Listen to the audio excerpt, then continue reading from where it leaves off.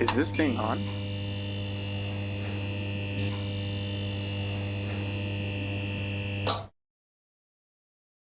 Hello. Thank you, everyone, for joining us today at the Record in Progress podcast. My name is Lewis Harris, and I created the podcast in the wake of the 2024 election because I was surprised at the results and felt like I could have done more to have the election go the way I wanted to go.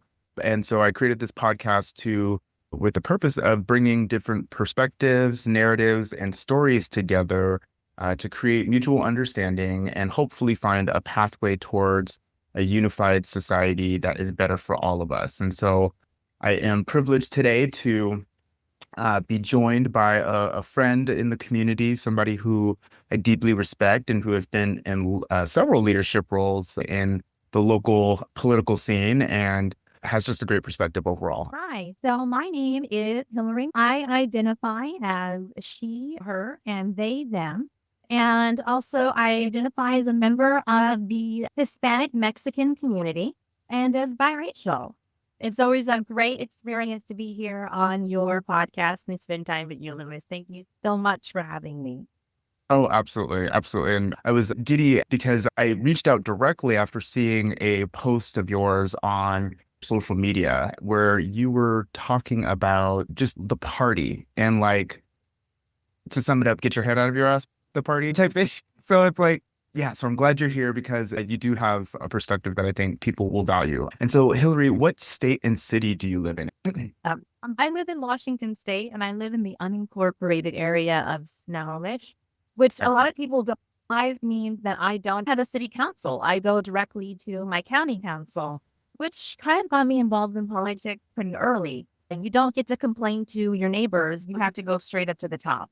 It gets pretty aggressive really fast. And my area is pretty lucky. We have a very active coalition called the Clearview site. It's a group of local neighbors that decided to become a lobbyist group for themselves on behalf of unsafe traffic measures in the area that got started by a bunch of neighbors standing around going, this isn't safe. And I thought that was a really cool way to see how local civics got involved. And so you're a part of the Clearview Association. I attend. I haven't sat on that board yet. Not yet, right? And I say that seriously because yeah, you and I know each other from, I think, the Snohomish County Young Democrats. And so there's lots to unpack with that. But the next question I have for you, Hillary, is what do you do? My primary job, I actually work as a senior system support engineer for a tech company that is global. Our main headquarters are out of Ottawa, and I work fully remote. It's a great gig for working and meeting a lot of people outside of this, but it's not very fun in the social world. Outside of that, I have a second job where I pour wine because I like being social and I think wine is a great way for people to meet and talk and chat. It has a lot in common with democracy in my mind, not just because we need it in democracy. And then outside, and I volunteer a lot in politics, surprising no one. I am the first vice chair of the 44th Legislative Democrat. I am the former chair of the Snohomish County Democrats. I am the former political chair of the Washington State Sierra Club. And now I just sit on their executive committee, which is a fabulous role. I'm working with them in a new position on civic engagement and wanting to really get more people involved and active in demographics that have been typically ignored by the Sierra Club. And outside of that, I do work with the National Organization for Women and a lot of other local groups, including getting active with the brand new, just established Mill Creek Pride. So shout out to them and a bunch of really excited moms and dads who wondered why they didn't have a Pride Parade in Mill Creek. They were told there was no Mill Creek Pride, and they decided they were just going to make one. And I think that's such a great level of initiative. Oh, and I play Dungeons and Dragons on the weekend.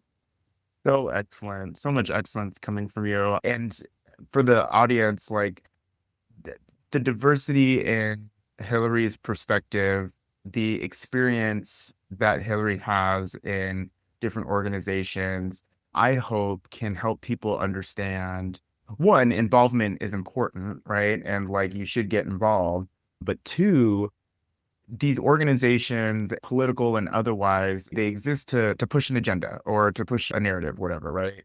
Good, bad, or indifferent. But there's also a system that is in place that I think Hillary, and I'm not just saying this because I know you, and we've had these conversations before, but there's a system in place that good or bad prevents folks like either you or me or folks who identify in some of the communities that we identify has historically just kept them out of those conversations and of those tables of power. And I've always seen you as somebody who is, I don't want to say totally a disruptor because there's a lot of connotation with that, but you're somebody who changes systems. And so I really respect that about you. So the next question I have is, what is a credential that you use most often to sell yourself on job applications? My path in my career has been pretty unusual. I'm an English major by my degree, and I work in tech in a job that I don't really have a degree for. And that's because I worked my way up through a very unconventional path. And it all started when I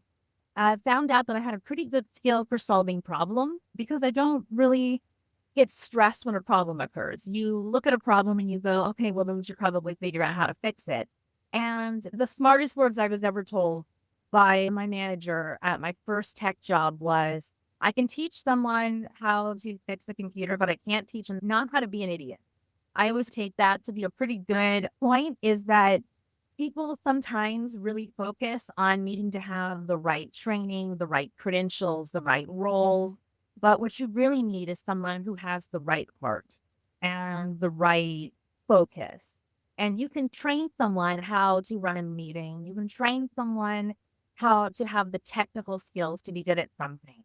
But if they don't have the right drive, if they don't have the right love for what they're doing, they're going to be miserable in that position. And that's really trying to find that focus.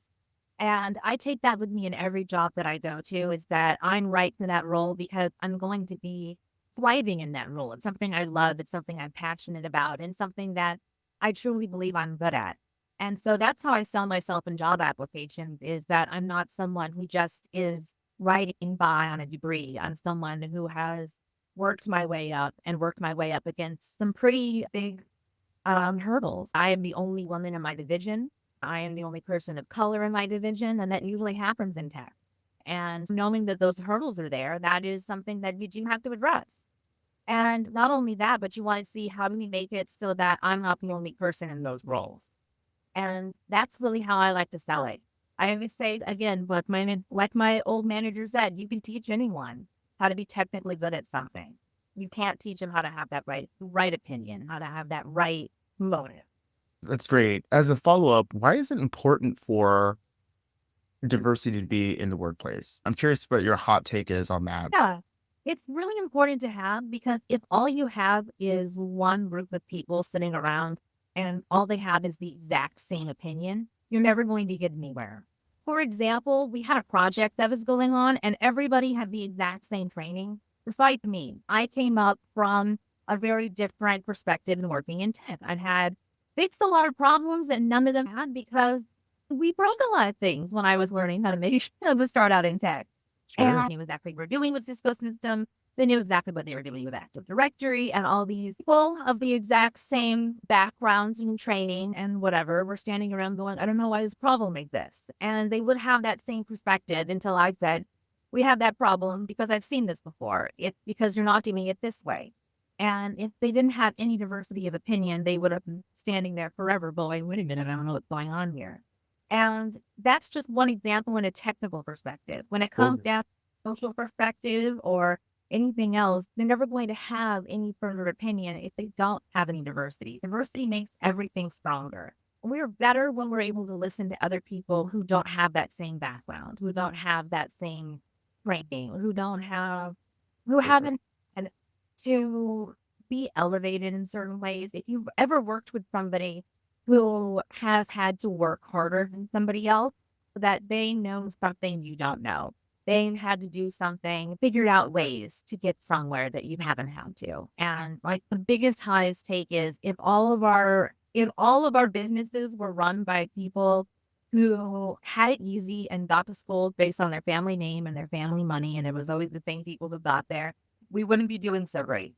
And that's probably why we're not really happy with what's going on with the cabinet appointment going on right now. Right, absolutely. And thank you for your perspective on that. I 100% wholeheartedly agree. And so I was hoping that would help some of the listeners who I believe will eventually be listening to this podcast understand why diversity, equity, and inclusion is an important facet of our world. And I don't know, there might be more to unpack there later, but let's get on to the next question. Thank you, Hillary. And so this one is, how did you vote in the 2024 presidential election? Yeah. So in the initial primary that we had here, I voted undecided in solidarity with the Palestinian people that are very much under a lot of suffering. This is very different. I like to point out that I hate the narrative that it is in solidarity with Hamas. This is for the children and the teenagers and the families that are just trapped in the middle of an awful situation. And I think that is a hard place. So I voted undecided in solidarity. Down to our final election, obviously, I voted for Kamala Harris. And I was a Biden delegate to the Washington State Central Committee for our state convention. So that is where I went. It was great to vote for Kamala and Wall. It felt hopeful for that one moment. Yeah, my God, for that one moment. It's funny you say that because 107 days to run a presidential campaign, like, Yeah. like I was obviously a part of her supporters and whatnot. And thank you for giving some context about your undecided vote in the primary. That is, and I feel like I just have to say this because I'm a humanist and I believe in the value of all humans and all, but because of the humanity and what's happening in Gaza and just what's happening based on religious history and purported ownership of historical lands, it doesn't make sense why that many people are dying and why it's okay for the international community to sit by as the entire community is being decimated. So yeah, I'm in solidarity with the Palestinian people on a humanitarian level. I hate the narratives going around. I've felt like I couldn't have a voice in that space because of I'm an elected official, representative of folks in my jurisdiction, and to speak out against that, I just felt like there's been a huge amount of control over the narrative about what's happening. And it feels not only elitist, but like the power of I want to say the Zionist community, Israeli community, Jewish community, like the distinctions are clear for me. There's people who believe that they are owed the land and are willing to do everything in their power to get it back. And then there's people who are just humanist and who care about the well-being of others and see that some of what's happening has gone extremely too far. And just wanted to mention that, and it's been really tough because there's a humanitarian crisis happening. So Like you mentioned, it's heartbreaking on every side when you look at it. And as in my opinion, any and all focus always should be on protecting the children and the suffering that's going on. And I'll agree that, in my opinion, anytime you see families that are hurt and crying, my first instinct is we want to take care of them. That should be where our hearts are really at. right, right. Complex world that we live in. So the next question I have for you, Hillary, is what are three feelings you have about the results of the 2024 presidential election? Oh, God. Frustrated, disappointed, and also motivated. Those are three words. I feel very much, that's how I felt when the results came out. Totally. And part of the frustration, I want to focus on the frustration because you're a part of a lot of the same democratic groups and groups in general that I am in. And so you've seen how in the wake of the election, how people are trying to place blame, like who did what wrong, which there's plenty of blame to go around. And it doesn't start with just 2024, 2023. It goes back, right? Like, so we need to be conscientious of the timeline of how these things have unfolded because it has been a historical narrative that has continued. What do you think about the criticisms of the block of voters who, are in support of the Palestinian people, who are against the war, and who voted undecided in the primary to really send the message. I think it's really unfair to blame voters. Overall, voting is their choice and their only really point of having a voice. And Right. when it's down to it and you look at the numbers of people who voted undecided, it's not enough to sway the election in any way that would have been harmful enough to cause that kind of blame. And I feel like a lot of times the people, we want to put blame and we tend to put blame, and this is like the worst part about it, we put blame on our allies. Our allies are usually people of color, are usually people of refugee status. I see a lot of people say, well, why the Hispanic voters? Is it the Palestinians who did this to us? Why is it this? And when overwhelmingly the largest voting bloc that voted that we should be looking at is blue collar white people. It is white women, white men who do not have a college education. That is the voting bloc that we should most be looking at.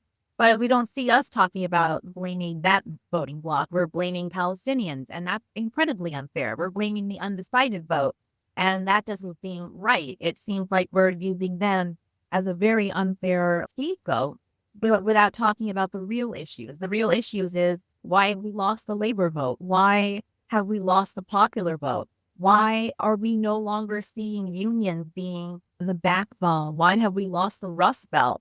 It's absolutely ridiculous to me that people are saying that it's the undecided voter complex from the Palestinians. It's using an other, and that is very unfair. And as far as I'm concerned, it's very much a dog whistle that is driving us from the real problem, which the Democratic Party has done for a long time.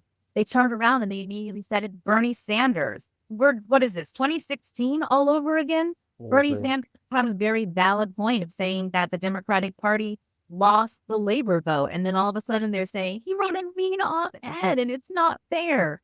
No, everybody has the right to criticize what happened, but don't blame the voters. The voters are always going to vote in their best interest. And if the best interest is not the Democratic Party, the Democratic Party needs to do some real soul searching on how they screwed that up. Say that. And again, the purpose of the podcast is to bring diverse perspectives, narratives, and stories together to create mutual understanding. And I'm really glad that you said what you said. And I want to make sure folks understand. It is not fair for the national conversation to blame individual pockets of voters, right? They should be blaming the institutions that are running the campaigns, that are setting the prices, that are, the institutions that these people are living in, and including the ones that are not necessarily governmental, politics, party systems, and all that stuff. That's where the blame should be. And so I want that message to be carried by viewers, because that's how we divide ourselves. And at the end of the day, we're all people in the national conversation. We're all Americans who are voting, and we have some real issues in this country that we have to address. And some of these institutions are not doing it. They're not addressing it, and they're just not doing the work. And so it almost feels like a hamster wheel where we're running in circles almost. And you mentioned Bernie. Um, could you give the viewers a little context about Bernie? Because Bernie was a almost like his opportunity to become president felt like one of those opportunities that was almost like once in a lifetime, right? And Yeah. yeah, can you I'm just curious about your perspective on that. Yeah. So Bernie Sanders is an independent. He is a fabulous, in my opinion, voice for the Democratic Socialist movement. And what he did was he ran for president as a Democrat. Very important to note. He did register as a Democrat to run in 2016. He lost the nomination to Hillary Clinton, and he did endorse Hillary Clinton, and he campaigned very hard for Hillary Clinton. He had been caucusing with the Democratic Party for a very long time. He votes with the Democratic Party. He was a very important part of passing the Affordable Care Act, otherwise known as Obamacare. And he has been a very large voice against things like monopolies that are raising the prices of our groceries. That's why you hear about the expensive eggs and all that crap. And the point is that after the loss of this election, he did write a letter. That's where the discussion of the criticism going back to Bernie Sanders came from. Is he wrote a letter saying the Democratic Party should do some soul searching because they lost the labor movement. They're not getting the blue collar votes anymore. And that is the bread and butter of the Democratic Party, or it has been in the past.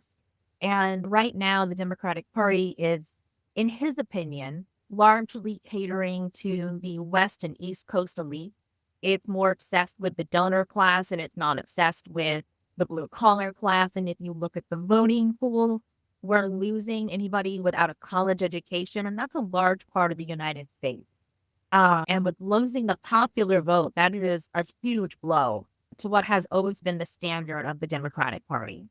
And immediately, people on all of the pundit talk shows are saying, why did he attack the Democratic Party? Not an ally of the Democratic Party. And I think that's unfair because any and all criticism should be listened to. We just saw the Democratic Party lose to this idiot, fascist, orange monster, Tory. Yeah. And now it's even worse because we've lost the popular vote. And we can't even say that the people don't want him. It's the Electoral College that's corrupt. No, the Electoral College is still corrupt, but also the people want him. And what does that mean? We should really be soul searching at that point. And I think if anyone has criticism, it should be listened to. It should be valued.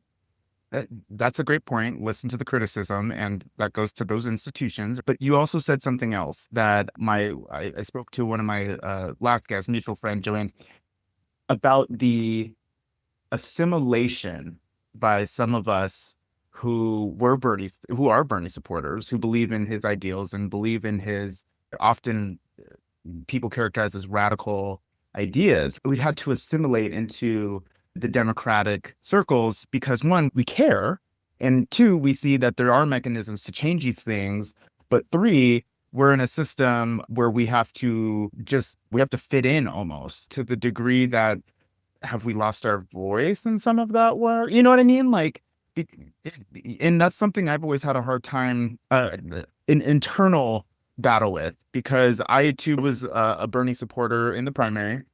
After he lost, I was a Hillary supporter, right? And for the amount of people who were energized based on Bernie and his message to then assimilate into the Democratic establishment that essentially lost this election, right? Like, is it time for us to like clap back or like what do we do from here? You know what I mean? Like,